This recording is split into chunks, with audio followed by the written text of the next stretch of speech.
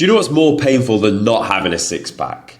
Losing a six-pack. And especially after you've grafted for 3 months in a dieting phase, putting yourself through stress, turmoil, miserable thoughts, saying no to foods, fucking cravings, the works. To lose a six-pack after already having one must be one of the most painful things to lose. And we already know that human beings would much rather probably not gain something as opposed to losing something. Losing something is just the worst thing in the world. But remember, we need to live our lives, all right? We actually got in shape to elevate our life, not to put reins, chains, and a prison cell around us when it comes to how we can live our lives. You know, we can't keep rigidly dieting forever, tracking every macro and calorie within MyFitnessPal.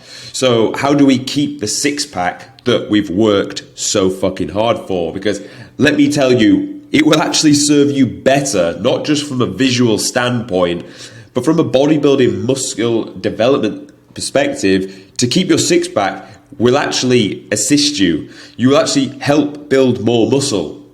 You see, if you're in the space of having a six-pack, you're around 8 to 12% body fat. And when you're at those lean levels, your body is more responsive to training stimulus, which means the dosage that you put on it through a session, you will actually get a higher ROI of muscle build than you would have done if you were 20% body fat.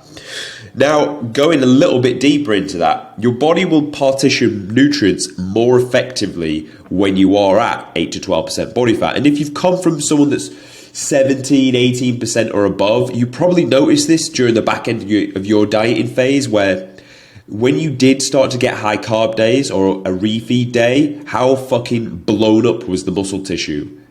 How pumped did it get during that given session? And it's because your body at that given point is more responsive to insulin in the form of the way it utilizes carbs. So the way you, as a lean 8 to 12% body fat individual, will utilize nutrients is a lot more effective than somebody that is over 16, 17 and anywhere above percentage body fat. So it really does serve you to hold on to and keep the six-pack.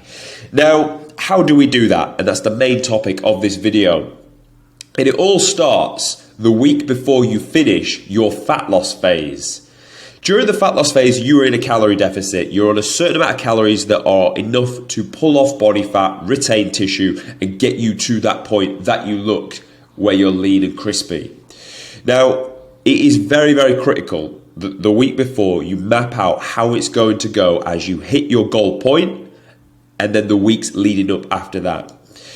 What we want to do, we want to hold the condition, but we want to get you eating more food. And that's ultimately what you want anyway in life, to be able to eat more food and hold your fucking ab condition.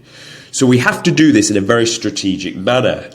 And the way I would go about this, you need to establish your deficit, which you will already know, your maintenance, which you should already know, and we need to bridge that gap, but we need to do it in a tactful, smart way. And the way I would go about doing this, it will depend on the size of your deficit and the size of you as a person. But as a rule of thumb, you want to spend about 200 calories each week being added in the form of carbohydrates, ideally. Why? Carbs will drive performance in the gym, which means your sessions will be better, the load will go heavier, you have a better chance of building muscle, and you're leaner, remember that point. But you're going to need to track the data. On a week-by-week basis, the photos, visuals should look nigh on identical. And the scale weight will go up through adding extra food, and specifically carbs. Carbs are stored in the muscle as muscle glycogen, extra water. So you can expect the scale to go up, but not fucking drastically. If it goes through the roof, there's been an overspill, we put on too much. In which case I wouldn't start trying to cut it down and stuff. The next week I would just dial it down to 150 calories in the form of carbohydrates.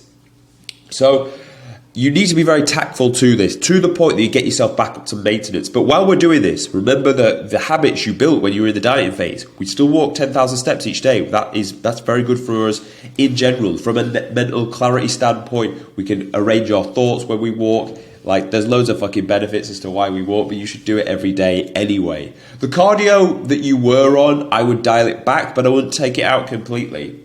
And again, this will just allow for output to still be there. Gym floor performance, as I've already said, that is going to be your main focus. You are using this extra food as fuel to get more response. Okay, so where output's still been at a very, very good standard, and probably better than it was at the back end of the diet where you were lacking nutrition, we're now just feeding that output a little bit more smarter so that then it can continue to drive doing what it's doing. Your performance goes up, but the way and how much food you are intaking is also going up, so it feels like you're eating more and getting back to a healthier level. So you're going to want to repeat this to the point where you're at maintenance, and then when you do hit that maintenance, you're going to want to hit a 4-week holding phase, and you're going to run that where the goal is literally to stay the same weight. The body composition probably may change a little bit. You may actually look fuller in terms of like how the muscle is looking, because remember, your numbers have been going up over the course of 4 weeks. You've held for 4 weeks as well, so that's an 8-week block of really just maintaining the condition. So we want to think like that. And then once you are at that point, by the way, you're in a prime position to go into a very long building phase. If you're 8 to 12% body fat, your food is back up at maintenance, you can fucking send it. You've got a lot of wiggle room. And again, as you go through your building phase, the same principle is applied. Are numbers going up in the gym? Yes. Do I need to improve food? No.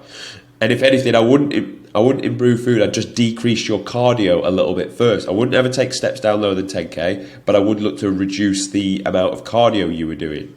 And I really would not look to push food any higher until the numbers in the gym have started to plateau out over the course of around, let's say 2 weeks, will give you more acceptable data.